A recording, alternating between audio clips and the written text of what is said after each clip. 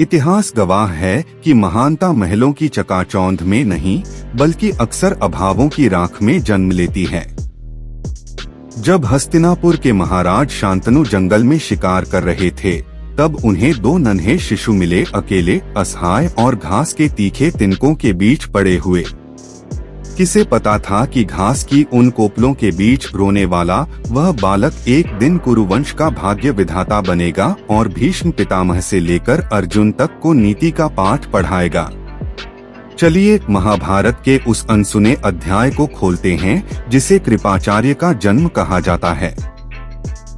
महाभारत के आदि पर्व में कुलगुरु कृपाचार्य के जन्म का जो वृत्तांत मिलता है, वह ऋषि परंपरा और दैवीय विधान का एक अनूठा संगम है। कृपाचार्य के पिता महर्षि शरद्वान थे, जो महर्षि गौतम के पुत्र थे। शरद्वान का जन्म ही अस्त्र शस्त्रों के प्रति अगाध प्रेम के साथ हुआ था, जो एक ब्राह्मण के लिए उस काल में अत्यंत दुर्लभ था। महर्षि शरद्वान की प्रवृत्ति अन्य ऋषियों से भिन्न थी। जहां अन्य ऋषि वेदों के अध्ययन और यज्ञों में अपना समय व्यतीत करते थे, वहीं शरद्वान का मन धनुर्विद्या के रहस्यों को सुलझाने में लगा रहता था। उन्होंने वन में रहकर कड़ी तपस्या की और धनुर्वेद के ऐसे गहन रहस्यों को प्राप्त किया, जो उस समय के किसी भी योद्धा के पास नहीं थे। जैसे जैसे शरद्वान की शक्ति और उनका तपोबल बढ़ने लगा, स्वर्ग के राजा इंद्र के मन में असुरक्षा की भावना पैदा होने लगी। इंद्र का यह स्वभाव रहा है कि जब भी कोई मनुष्य अपनी तपस्या से चरम सीमा को छूने लगता है, तो उन्हें अपने सिंहासन के छिन जाने का भय सताने लगता है। शरद्वान की एकाग्रता को भंग करने के लिए इंद्र ने अपनी सभा की सबसे रूपवती अप्सराओं में से एक जानपदी को चुना। इंद्र ने उसे आदेश दिया कि वह पृथ्वी पर जाकर शरद्वान के तपोवन में अपने सौंदर्य का मायाजाल फैलाए और उनकी एकाग्रता को जड़ से समाप्त कर दे।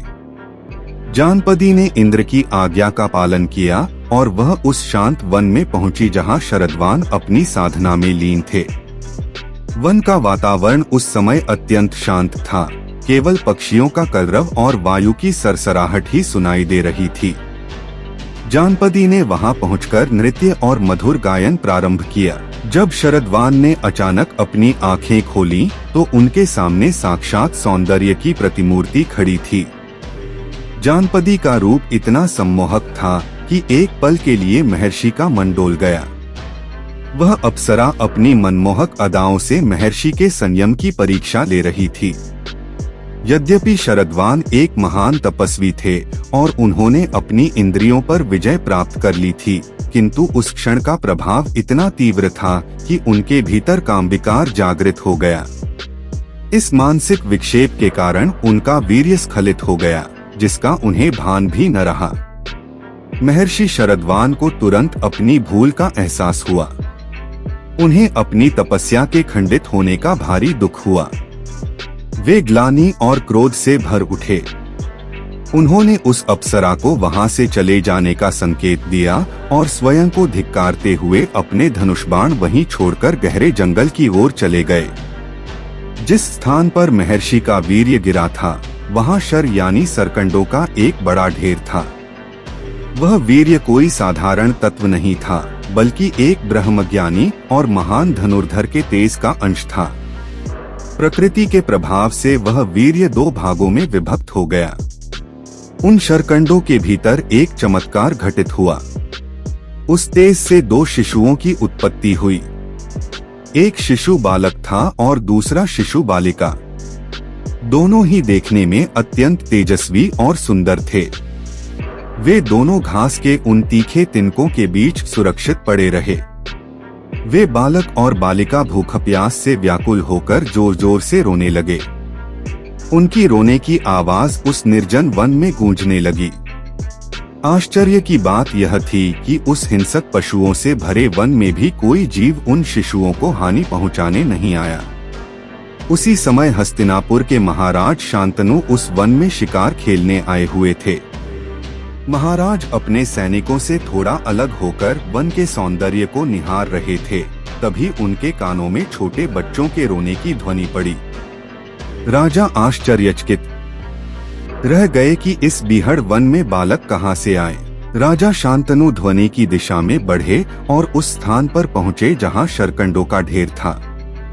वहाँ का दृश्य देखकर राजा की आंखें फटी की फटी रह गई। उन्होंने देखा कि दो नन्हे शिशु घास पर पड़े हाथ पांव मार रहे हैं और पास ही एक दिव्य धनुष और तरकश रखा हुआ है।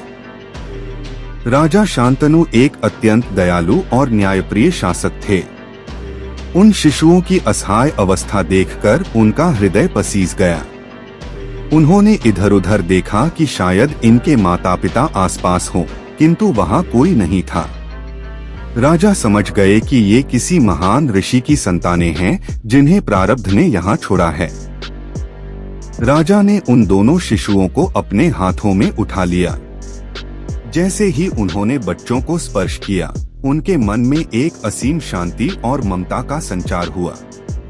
राजा ने निर्णय लिया कि वे इन बच्चों को अनाथ नहीं छोड़ेंगे और इन्हें अपने साथ हस्तिनापुर ले जाएंगे। चूंकि राजा ने उन बच्चों पर कृपा की थी और दयावश उनका उद्धार किया था, इसलिए उन्होंने बालक का नाम कृपा और बालिका का नाम कृपी रख दिया। यही बालक आगे चलकर इतिहास में महान कुलगुरु कृपाचार्य के नाम से विख्यात हुआ। हस्तिनापुर के राजमहल में इन दोनों बच्चों का पालन पोषण राजकुमारों की भांति होने लगा। उन्हें हर प्रकार की सुख सुविधा प्रदान की गई। महाराज शांतनु स्वयं उनकी देखरेख का ध्यान रखते थे, जिससे वे दोनों बहुत जल्दी स्वस्थ और बलवान हो गए। उधर महर्षि शरदवान को अपनी योग शक्ति से यह ज्ञात हो गया कि उनकी संतानें हस्तिनापुर के सुरक्षित हाथों में हैं। वे अपनी तपस्या पूर्ण करने के पश्चात गुप्त रूप से हस्तिनापुर पहुँचे और महाराज शांतनु से भेंट की। महर्षि शरदवान ने राजा को उन बच्चों के जन्म का सारा रहस्य बताया। राजा शांतनु महर्षि को देखकर अत्यंत प्रसन्न हुए और उन्होंने ससम्मान उन बच्चों को उनके पिता को सौंपने का प्रस्ताव रखा, किंतु महर्षि ने उन्हें राजमहल में ही रहकर शिक्षा देने का निर्णय लिया। महर्षि शरदवान ने अपने पुत्र कृपा को धनुर्वेद की शिक्षा देनी प्रारंभ की। उन्होंने कृपा को वे सभी गुप्त अस्त्र और विद्याएं सिखाईं जो उन्होंने अपनी वर्षों की तपस्या से प्राप्त की थीं। कृपा ने बहुत कम आयु में ही अपने पिता की समस्त विद्याओं को आत्मसात कर लिया। कृपाचार्य की विद्वत्ता और शस्त्रों पर उनकी पकड़ इतनी अद्भुत थी कि हस्तिनापुर के भीष्म पितामह भी उनसे अत्यंत प्रभावित हुए। जब भीष्म ने देखा कि कृपाचार्य न केवल एक श्रेष्ठ योद्धा हैं, बल्कि एक महान नीतिज्ञ और धर्मशास्त्री भी हैं, तो उन्होंने उन्हें कुलगुरु बनाने का निश्चय किया। कृपाचार्य हस्तिनापुर के आधिकारिक राजगुरु नियुक्त किए गए। उन्होंने धृतराष्ट्र और पांडु के पुत्रों यानी कौरवों और पांडवों को अस्त्र शस्त्रों का प्रारंभिक ज्ञान दिया। उनकी निष्पक्षता ऐसी थी कि वे सभी राजकुमारों को एक समान दृष्टि से देखते थे। कृपाचार्य की बहन कृपी का विवाह आगे चलकर महान आचार्य द्रोण से हुआ। द्रोणाचार्य के आने के बाद भी कृपाचार्य का सम्मान कम नहीं हुआ। वे हस्तिनापुर की परिषद के एक मुख्य स्तंभ बने रहे और हर कठिन परिस्थिति में राजा को उचित परामर्श देते रहे। कृपाचार्य को सप्त चिरंजीवियों में गिना जाता है, अर्थात वे अमर हैं। उन्हें यह वरदान उनकी तपस्या और धर्म के प्रति उनकी अडिग निष्ठा के कारण प्राप्त हुआ। वे आज भी इस पृथ्वी पर सूक्ष्म रूप में विद्यमान माने जाते हैं। महाभारत के युद्ध में कृपाचार्य ने कौरवों की ओर से युद्ध किया क्योंकि वे हस्तिनापुर के सिंहासन के प्रति वचनबद्ध थे। युद्ध के दौरान उन्होंने अपनी वीरता का प्रदर्शन किया, किंतु उनके मन में हमेशा पांडवों के प्रति स्नेह बना रहा क्योंकि वे जानते थे कि धर्म किस ओर है। युद्ध समाप्त होने के बाद जब लगभग सभी महारथी वीरगति को प्राप्त हो चुके थे, तब कृपाचार्य उन गिने चुने योद्धाओं में से एक थे जो जीवित बचे। उन्होंने अश्वत्थामा के कृत्यों का विरोध भी किया था और बाद में पांडवों के पौत्र परीक्षित के गुरु भी बने। कृपाचार्य का जन्मस्थान शरकंडों का ढेर यह संदेश देता है कि किसी भी व्यक्ति की महानता उसके जन्म के स्थान से नहीं बल्कि उसके कर्मों और उसके द्वारा प्राप्त किए गए ज्ञान से तय होती है।